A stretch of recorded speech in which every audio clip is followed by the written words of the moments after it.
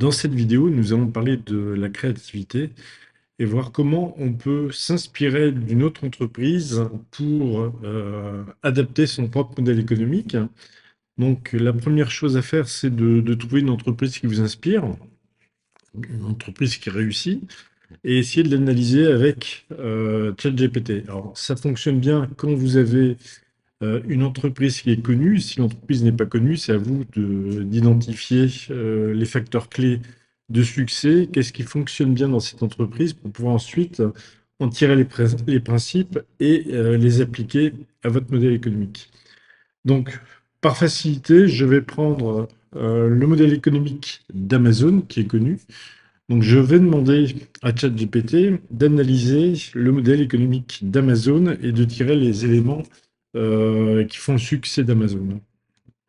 Donc, analyser le business model d'Amazon avec le business model Canvas. Peux-tu ensuite tirer les points forts? Voilà, toc. Là, il est en train de travailler. Il me présente le business model Canvas. Alors, si vous ne connaissez pas le business model Canvas, il y a pas mal de ressources sur Internet, hein. Euh, Vous pouvez regarder sur la chaîne YouTube.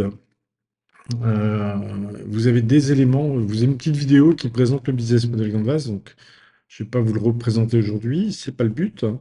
Donc là, on a le modèle qui est en train d'être analysé du modèle économique d'Amazon. Bon, très bien. On va le laisser finir.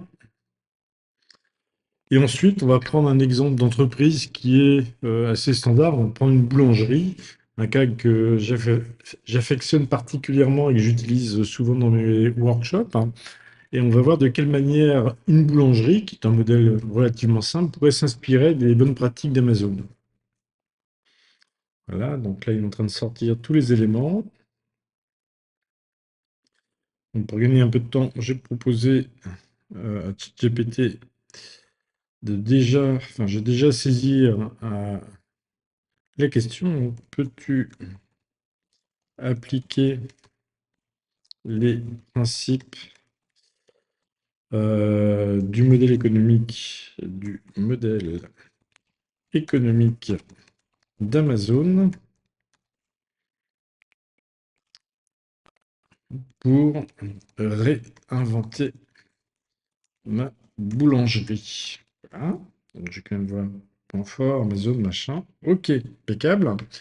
Donc maintenant, je vais lui demander d'appliquer les principes du modèle économique d'Amazon pour inventer ma boulangerie. On va voir ce que ça donne comme résultat. Alors, je découvre en même temps que vous, je n'ai pas encore essayé ce cas-là. Alors, business model, segment client, ok. Abonné, VIP, fidélisé, acheteur en ligne, vendre en ligne, pourquoi pas. Proposition de valeur, large choix, personnalisation. Commande ultra rapide, boulangerie connectée, abonnement Prime, expérience client augmentée, bon, ok, c'est peut-être un peu gadget. Partenariat avec plateforme de livraison, abonnement de pain à domicile, ça c'est peut-être une idée à creuser avec une livraison à domicile, ça peut être sympa.